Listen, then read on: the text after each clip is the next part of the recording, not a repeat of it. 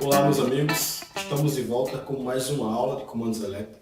Nessa aula nós vamos falar sobre diagrama elétrico, como interpretar e como desenvolver. A princípio nós começamos com uma aula simples, que é desenvolvendo e desenhando e verificando o funcionamento de uma chave magnética de partida para partida direta de um motor. Logo, antes de iniciarmos a nossa interpretação, nosso trabalho com diagramas elétricos, quando a gente fala de comandos elétricos, nós temos que ter ciência de que existe duas partes no comando. São duas partes distintas, que é a parte de potência e a parte de comandos, a parte de controle. Essas duas partes são desenhadas de formas separadas. Você tem o desenho da parte de força, que é a parte de potência, o diagrama vai ser representado de forma diferente, e você tem a parte de comando. Essas partes são desenhadas de formas distintas, separadas. Em algumas situações, em comandos menores, é possível você relacionar de alguma forma, mas na maior parte dos casos, o desenho é feito de forma separada. A parte de força é representada em uma área e a parte de comando é representada em outra. Nós vamos iniciar fazendo a representação de forma separada. Então, temos aqui o início básico para a gente poder começar a escrever, na verdade, o diagrama representativo da parte de potência, a parte de força. Aqui eu tenho uma representação simbólica do motor.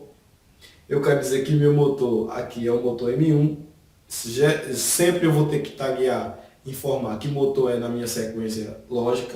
Se eu tiver só o motor 1, eu vou representar ele. É importante representar, nomear cada componente do circuito. Você tem que colocar o tag, colocar um nome em cada componente, para facilitar a identificação desse componente no diagrama. Aqui eu vou dizer que ele é 3 fases e é alimentado em corrente alternada. Então tem o símbolo aqui de alternada, que é a senoide, e o meu 3 aqui, que significa 3 fases. Cada linha aqui vai representar uma fase. É um desenho que traz muito a realidade, informação real do que é no circuito. Mas muitas coisas são meramente ilustrativas e interpretativas. É preciso interpretar. Então eu tenho a fase 1, fase 2 e fase 3. Os pontos na conexão, que é a junção das fases que interligam o motor, você tem um ponto em destaque. Quer dizer que esse cabo aqui está conectado nesse ponto. Esse cara aqui está conectado nesse e esse está conectado nesse. Então eu vou ter aqui um motor de 3 fases, sem a presença de neutro, sem a presença do condutor neutro. Nesse caso, eu poderia representar um neutro aqui, mesmo não aplicando, mas isso aí vai depender muito da instalação, depender muito de como a instalação está estruturada. Mas a princípio aqui, nós não colocamos um neutro, mas se a gente fosse colocar um neutro, nós representaria com mais uma linha, de preferência com cor diferente. Se o diagrama for de uma cor só, então isso aí não vai influenciar. Um ponto que eu posso acrescentar aqui, eu devo acrescentar, é que toda instalação elétrica, ela tem que existir a parte de proteção. Então eu preciso ter o condutor terra. Então eu vou representar meu condutor terra, informar que o meu motor, mesmo sem a existência de neutro aqui, que eu tenho uma carga alimentada no circuito trifásico, então se a carga é equilibrada, eu não preciso de neutro. Então eu vou colocar aqui que a carcaça do meu motor é aterrada. Então tá aí. Aqui eu representei a partida, a parte de força. Mas aí está faltando os componentes. Aí eu vou desenhar e vou descrever quais são os componentes, quais as partes do componente que está aqui no meu circuito de força. Vou representar as partes correspondentes ao circuito de força do componente. Então, na minha partida direta, que é uma chave de partida direta, uma chave magnética de partida direta, então eu tenho a princípio aí 2 componentes que eu utilizei. Não vou utilizar o relé falta de fase, vou apenas trabalhar com relé de sobrecarga e o contator, e o terceiro componente, que é um dos mais importantes, que é o disjuntor. Vou representar esses três componentes aqui no meu diagrama de força para a partida direta de um motor.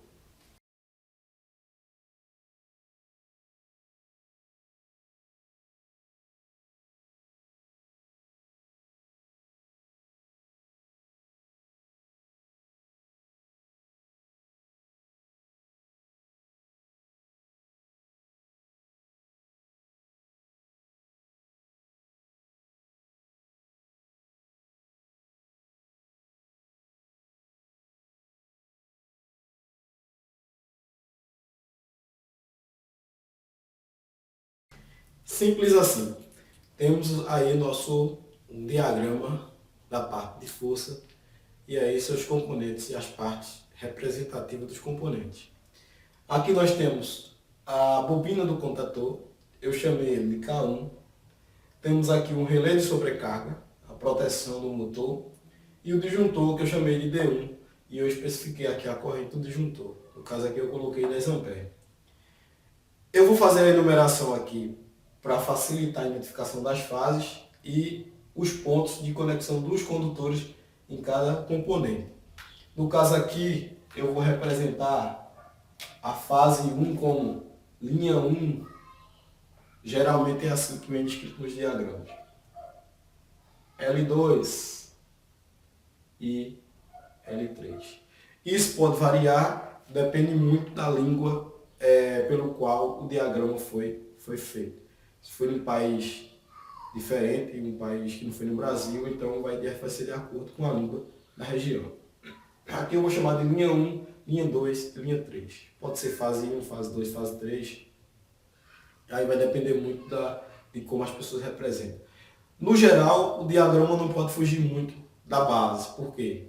Existe norma que regulamenta a forma de você escrever simbologias. Então não pode mudar muito. Tem que seguir um padrão mais ou menos igual em todos os diagramas. Então não se preocupe com isso. Então L1, L2, L3 vai ser minha fase 1, fase 2 e fase 3. Aí eu observo aqui, ó, onde é que está vindo L1? Está vindo aqui, ó, no componente. Então eu vou descrever ele aqui. Onde é que está vindo L2? L2 está aqui. Onde é que está L3? L3 está aqui. Então L1, L2 está conectado no borne 1, borne 2, no borne 3 do contator. Que essa descrição também vai depender do fabricante do dispositivo, que não deve também mudar muito em relação aos outros, que isso segue-se um padrão. Na outra aula, comandos elétricos falando de componentes de contator, você dá uma olhadinha e você vai ver mais detalhes sobre essa questão do componente em si. Agora a gente está falando do diagrama. Se a gente for falar do componente também, nesse momento a gente vai perder muito tempo e essa aula vai ficar muito comprida. Então, a princípios, nós vamos falar da parte estrutural do diagrama em si, não dos endereçamentos e do componente em si. Em alguns casos, você vai ter a representação de qual a fase é que está conectada em tal ponto, em determinado ponto, e também você vai ter a descrição do borne do componente, o parafusinho lá onde você vai conectar o dispositivo. Então K1, L1, L2, L3. Geralmente, na saída do componente, você vai ter uma letra diferente, que geralmente se aplica T1, T2 e T3. Certo? Então, tá aí a representação. Eu tenho a entrada do contactor, onde eu vou sair com o meu condutor desse ponto até esse e conectar desse ponto até aqui, eu vou conectar o disjuntor. Na saída do disjuntor eu sigo para a borneira do contator. Assim na segunda fase do mesmo jeito, vou sair de L2, né? A descrição está aqui, o L2, e vou conectar lá no contator, na borneira do contator, certo? Vou enumerar e vou descrever com L2. Vou sair da terceira fase, aqui ó, até o disjuntor, do disjuntor vou sair lá em L3, que seria a entrada do contator. Isso aqui é uma forma de você descrever, você desenhar, você identificar os cabos. Aí é uma forma de você, para facilitar na hora da interpretação e até mesmo na montagem. Então, eu tenho aí a base da estruturação de um diagrama elétrico da parte de força. Ok? Aqui eu tenho a saída, que é justamente depois do contator, que segue para o relé de sobrecarga. Geralmente esses dois componentes aqui eles ficam juntos. Geralmente o relé de sobrecarga fica junto com o contator mecanicamente acoplado, conectado. Você não tem um cabeamento, mas pode acontecer de você ter um relé de sobrecarga de um modelo diferente, e aí você pode ter um cabeamento do relé de sobrecarga até o disjuntor, ou desculpa, até o contator. Mas nesse caso aqui não é o nosso caso, né? Eu representei aqui como se ele estivesse junto ao relé de sobrecarga. Nesse caso aqui, ó, eu posso apagar aqui, ok? Vou apagar a descrição aqui e vou escrever aqui T1, T2 e T3. Então, eu estou dizendo o seguinte, ó, o contator está ligado direto, está acoplado mecanicamente direto no meu relé de sobrecarga e a saída segue aqui T1, T2 e T3 para o motor. Identifiquei aqui na saída do contato do relé de sobrecarga, então devo identificar nos terminais do motor, na chegada da caixa de ligação do motor, que é justamente nessa área. No próximo, no próximo slide, mais à frente aí, na aula prática, que eu preparei aí o material para a gente ver, ter uma noção de como é essa montagem física, você vai ter uma noção de como é que é isso aí. Para você que já viu, fica mais fácil. Então T1, T2 e T3 é justamente a saída do relé de sobrecarga que segue para o motor M1.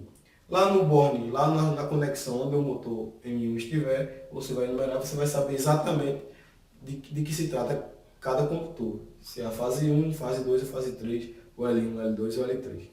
Então é basicamente isso aí, a representação da parte de potência de uma partida direta. Se for outro tipo de partida, vai seguir o mesmo padrão. Se houver mais componentes na linha do motor, então esses componentes vão surgir aqui.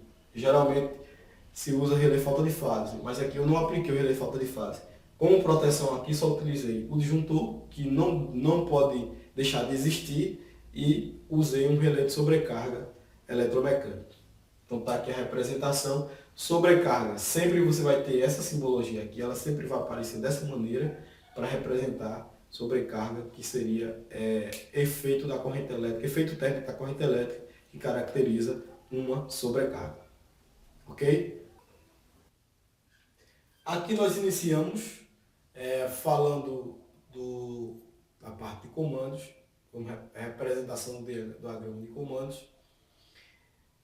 Eu fiz esse desenho dessa maneira para a gente entender como se dá a lógica de montagem do diagrama, na verdade. Como você traz para a anotação as possibilidades do circuito.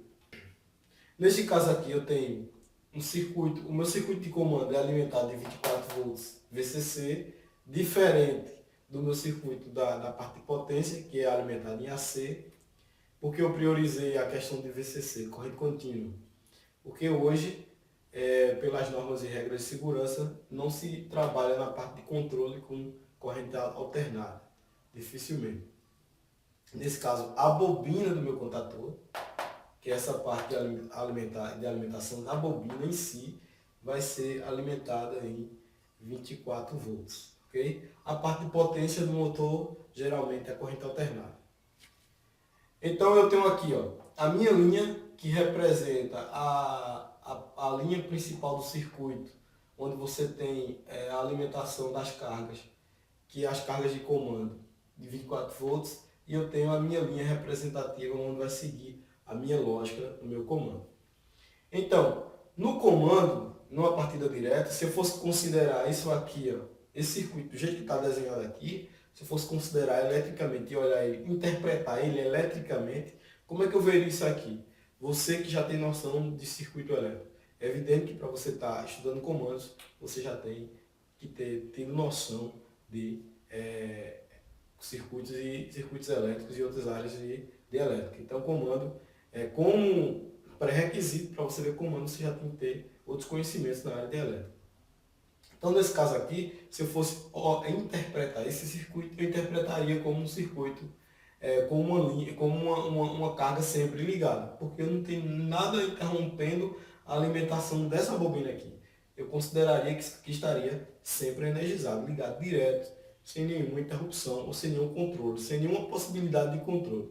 Então, nesse caso aqui, eu começo interpretando e entendendo a interpretação de dinâmica por aí. Eu trago o conceito elétrico para algo que está anotado.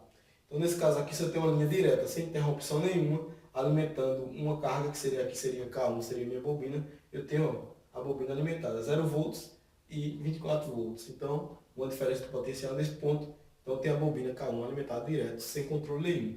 No meu diagrama aqui não tem nada descrito, dizendo aqui, ó, eu tenho botoeira, eu tenho disjuntor, eu tenho fusível, não tem dizendo nada. Só tem a linha representativa que representa o condutor elétrico, ó. A linha representa o condutor elétrico. Se está sem interrupção nenhuma, então quer dizer que eu tenho essa bobina alimentada direto. Se eu pegar esse diagrama, for interpretá-lo ou montar um circuito elétrico baseado nesse diagrama aqui, guiado por esse diagrama aqui, eu estarei fazendo simplesmente a alimentação direta de uma bobina de um contator. No caso do nosso diagrama, nós estamos montando uma partida direta. Então eu vou precisar de alguns componentes. Logo eu já sei que na minha partida direta existe duas proteções. Aliás, existe uma proteção que vai estar envolvida na minha linha de comando, que é o relé de sobrecarga. A proteção do disjuntor trifásico aqui, ele não vai ter no meu comando, no meu caso aqui, esse disjuntor aqui ele não vai aparecer no meu circuito de comando. Isso aqui é um disjuntor separado, que ele está só na linha de potência, só na linha de força. Mas o meu contator já está aqui e o meu relé de sobrecarga também vai aparecer aqui. Por que o meu relé de sobrecarga vai aparecer aqui? Porque se houver uma sobrecarga na linha, o que é que vai acontecer? Esse cara aqui vai identificar essa sobrecarga existente aqui, provocada pelo motor, e ele vai influenciar no comando aqui justamente para poder desligar K1, desenergizar a bobina do K1 e fazer o desligamento do motor se houver uma anomalia de sobrecarga, de temperatura no circuito, por sobrecorrente. Então, nesse caso aqui, eu começo avaliando por aí. No meu circuito vai existir o K1, que é o meu, que eu já desenhei aqui, já descrevi, já coloquei lá aqui K1 e o relé de sobrecarga. Porém, é necessário que na linha de comando eu também tenha dispositivo de proteção, de seccionamento. No caso aqui eu vou ter que ter um disjuntor monofásico, um disjuntor apropriado, calculado para a corrente do meu comando e na linha do comando, para quando for necessário proteger também o circuito elétrico, a parte de comando. Então, vamos adicionar os componentes aqui no nosso circuito.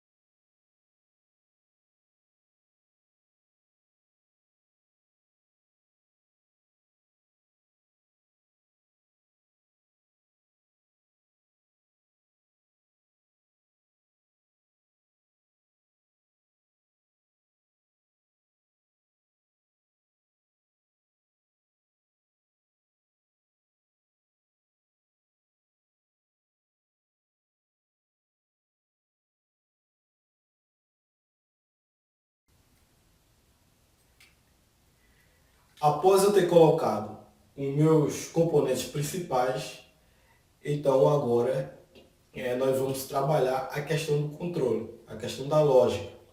Mas a princípio, antes de iniciarmos, nós vamos fazer a avaliação aqui. Eu já tenho o meu disjuntor, que é a proteção da linha de comando.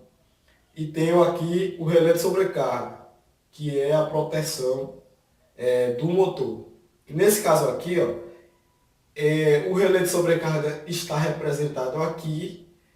Fisicamente ele está na linha de força assim, dessa maneira, porque acontecendo uma variação na corrente, uma elevação na corrente, ele vai identificar por uma elevação de temperatura e ele vai abrir os contatos auxiliares que existem nele, no corpo dele, interrompendo a linha do comando aqui, ó, desligando K1, fazendo com que K1 interrompa o motor aqui, desliga aqui. Então você tem a bobina de K1, para K1 manter esses contatos fechados aqui, ó, você precisa ter K1 energizado. K1 energizado. Se houver uma sobrecarga, o relé de sobrecarga vai identificar aqui, ó, na linha de força e vai mandar os contatos auxiliar dele abrir o contato aqui, fazendo o quê? Desenergizando K1. K1, esse K1 aqui é esse mesmo K1 aqui. Então, desenergizou K1 aqui, a linha de comando dele, a bobina dele, então ele vai interromper o circuito nesse ponto aqui, fazendo com que o circuito desarme. O relé identifica a sobrecarga, na linha de comando ele abre o contato auxiliar dele na linha de comando e derruba K1. E quem é os contatos auxiliares do relé de sobrecarga na linha de comando? Como é que eu chamo eles? Então eu tenho aqui, ó, o contato normal fechado, certo? Precisa ver as outras aulas de comando. Veja a última aula de comando que você vai ter todas essas informações. Então, o contato normal fechado aqui, ó, é o 95, e a saída dele, que segue para a bobina, é o 96. E o relé de sobrecarga, geralmente, ele tem dois contatos, e são intertravados entre eles. Contato NF e contato NR. Para que o contato NF? O contato NF vai estar na linha principal do comando, porque a condição dele é sempre o quê? Normal fechado. Se houver uma sobrecarga, o contato NF abre e faz com que a bobina desligue, foi o que eu falei há pouco tempo. Já o contato NR ele serve para sinalização. Ele vai identificar o quê? Se acontecer do relé atuar, o contato NF 95 e 96 vai abrir e o 97 e o 98 vai fechar. Aí você pode usar esse contato para emitir um sinal, acender uma sinaleira ou uma indicação, ou até mesmo fazer outro tipo de controle, acionar outra carga, em função da mudança do estado do relé de sobrecarga. Certo? Então, aconteceu a sobrecarga, 95, 96 abre, desliga K1. Porém, o 97 e o 98 fecha. Aí você pode aproveitar esse contato aqui para um auxílio no comando.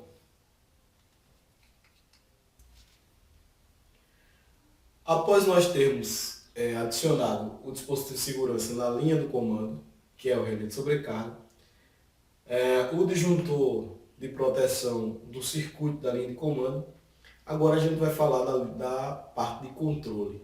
A parte de controle e lógica de controle que é feita a partir do acionamento. A gente precisa do quê? Do botão para fazer o controle do motor. Ou seja, se eu fosse interpretar eletricamente esse circuito, como é que nós interpretaríamos? Disjuntor ligado, o relé de sobrecarga não identificando uma sobrecarga, o motor estando em condição normal, ele não vai identificar sobrecarga, então esse contato 95-96 vai se manter fechado. Se está fechado, ó, eu tenho um circuito direto aqui, ó, eu tenho uma linha fechada, permitindo que a corrente circule aqui e mantenha K1 energizado. Então, neste caso aqui, eu estaria já com o meu motor M1 ligado, direto. Ligou o disjuntor, manteve o disjuntor ligado, então eu estaria com o meu motor aqui M1 ligado direto. E para mim ter o controle sobre esse motor, sobre essa bobina que controla esse motor, K1, esse contator aqui, esse contactor ou contator, que eu chamei ele de K1, isso aqui é a bobina dele. Para mim controlar esse motor, o que é que eu preciso aqui na linha do comando? Eu vou precisar das botoeiras. A botoeira que é responsável para desligar e a botoeira que é responsável para ligar. Então, qual é a lógica aqui? a linha de comando energiza a bobina é energizada, fecha os contatos principais, que é os contatos de força, e liga o motor. Nesse caso aqui eu ainda estou sem controle, porque não tem os componentes ainda de controle, que é as botoeiras. Aí eu vou adicionar as botoeiras e vou criar a lógica de acionamento. Então vamos lá.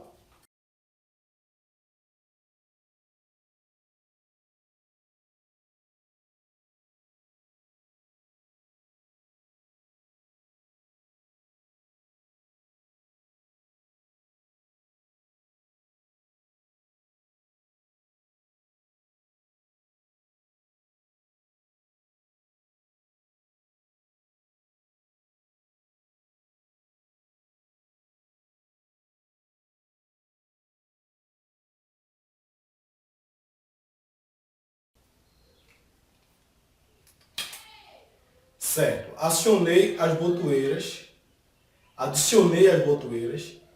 Aqui nós temos a botoeira B0 e a botoeira B1. Agora eu vou fazer uma avaliação na lógica.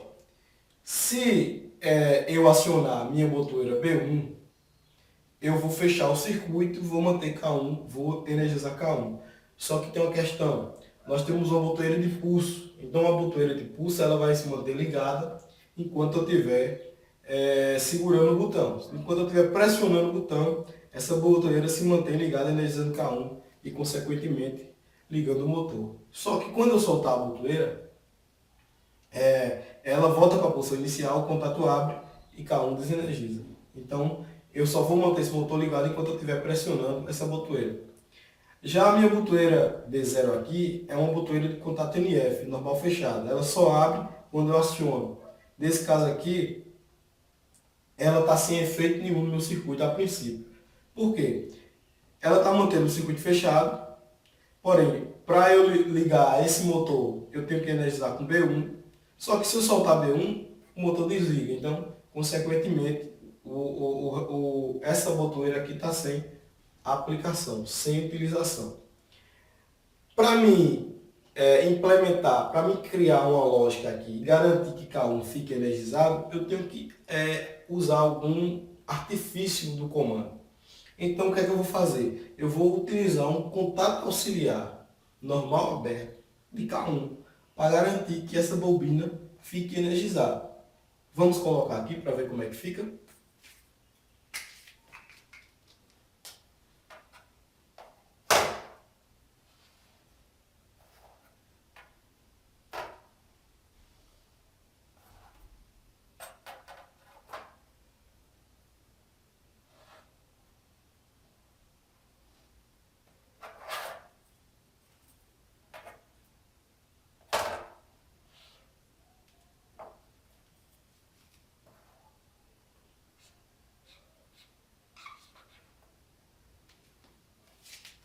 Pronto, adicionei um contato de K1 em paralelo com a botoeira. O que é que eu quis fazer com isso aqui? Observe o seguinte, uma vez eu pressionando aqui, ó, eu vou fechar o circuito totalmente aqui, ó. Eu vou energizar K1. Uma vez K1 energizado, os contatos de K1 que são abertos, fecham. Então o que é que vai acontecer? Quando eu energizar K1 aqui, quando eu pressionar B1 que energizar K1, esse contato de K1 aqui ó, vai fechar, garantindo que a corrente, mesmo depois que eu soltar B1, ele vai garantir que a corrente circule ó, e ó, venha por aqui e mantenha K1 energizado. K1 energizado mantém a bobina e mantém o seu contato auxiliar fechado. Seu contato auxiliar fechado mantém K1 energizado. Vamos fazer uma reavaliação, uma releitura desse circuito. Vamos lá. Eu tenho aqui meu relé de sobrecarga, que ele o 95 e o 96 são os contatos auxiliares do relé de sobrecarga que se mantém fechado enquanto não acontecer a sobrecarga no motor.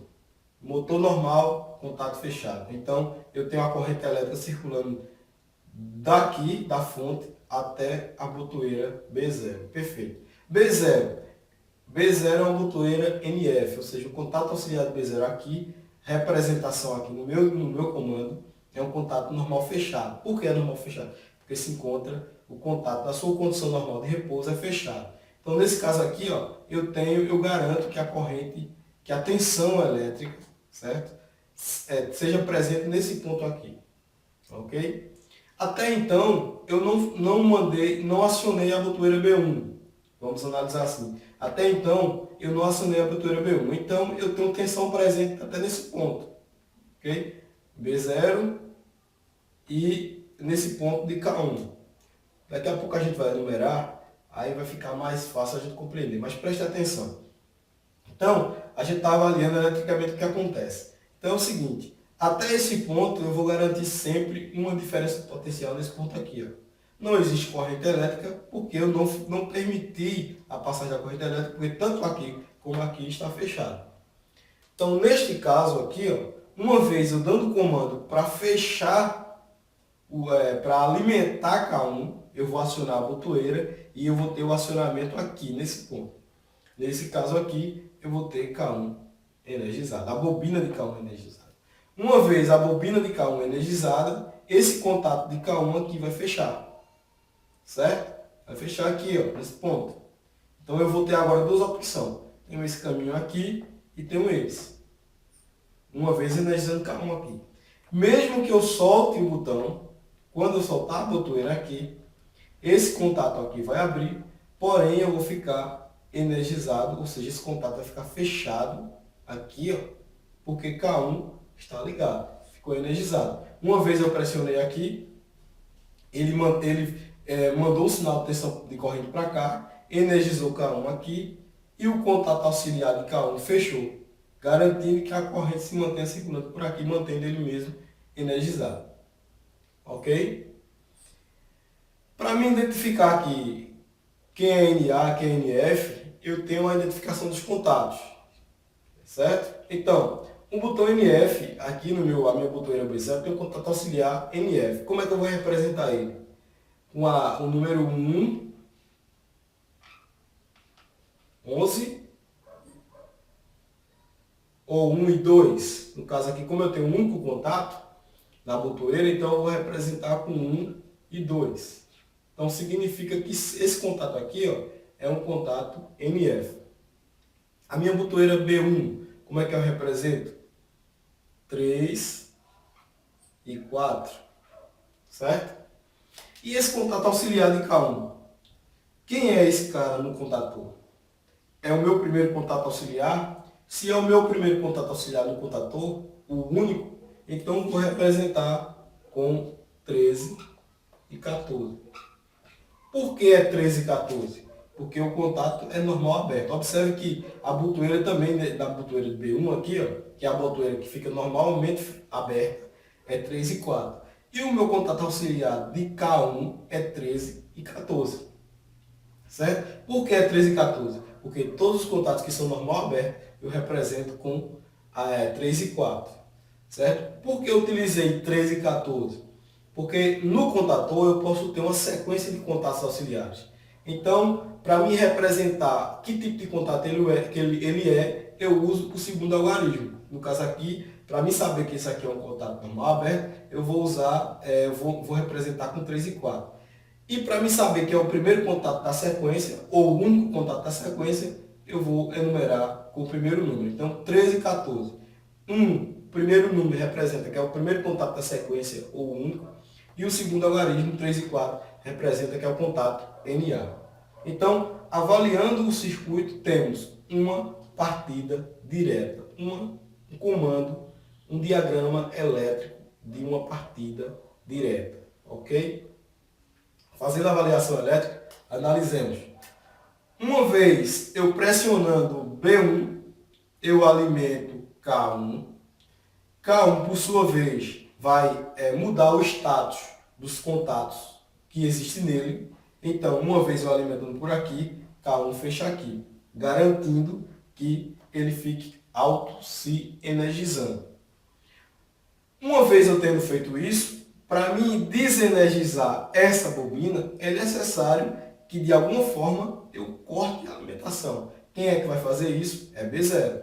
Uma vez eu pressionando B0 aqui, eu interrompo a corrente elétrica totalmente daqui para baixo, fazendo com que K1 desenergize. K1 desenergizando, então, seu contato aqui vai abrir, certo? Abrindo aqui, ele fica desenergizado. Uma vez ele desenergizado, só volta a energizar quando eu pressionar de novo o botão B1. Ok? Qual a relação com a parte de força? Uma vez eu energizando a bobina K1, eu fecho os contatos de força, que são intertravados, fecho todos eles. Uma vez energizando K1, fecho o contato de força, consequentemente eu vou ter o motor alimentado. Uma vez eu cortando, acionando B0, eu interrompo a corrente elétrica aqui, desenergizo K1 e, consequentemente, K1 aqui vai cair e vai abrir os contatos, desligando o motor. Esse é o princípio lógico de comandos elétricos para qualquer aplicação desse segmento. Estrela, triângulo, reversora e outros tipos de controle. Isso aí vai depender do conceito lógico. O conceito lógico aqui seria eu utilizar dois botões de pulsos, botões independentes, um botão para ligar e um botão para desligar. O conceito aqui é uma corrente baixa e com um nível de tensão baixo, tensão de segurança, eu consigo acionar uma carga de alto potencial, certo? Indiretamente. Ou seja, o meu contato aqui, o meu contato operacional vai ser unicamente com a linha de comando. Observe que eu alimentando a bobina K1, a alimentação da bobina K1 é independente da alimentação da carga do motor. Então, o único contato aqui, operacional, vai ser com a linha de comando. Quem vai se encarregar de fechar os contatos de força principal é a parte principal do contator. Ok? Acompanhe as próximas aulas. Obrigado por acompanhar a aula até o final. Até a próxima. Dê um joinha, faça um comentário, coloque suas críticas, coloque suas sugestões, coloque suas opiniões. A gente fica grato por isso aí. E aí a gente sabe que precisa melhorar e que as nossas aulas estão servindo, está lhe ajudando em alguma coisa, em algum aspecto aí nos seus estudos. Fico grato se você der um joinha, se você interagir e der um feedback aí pra gente sobre as nossas aulas aí, pra gente ver se está atendendo às expectativas dos nossos alunos e dos pessoal que nos acompanha aí no nosso canal. Obrigado, até a próxima.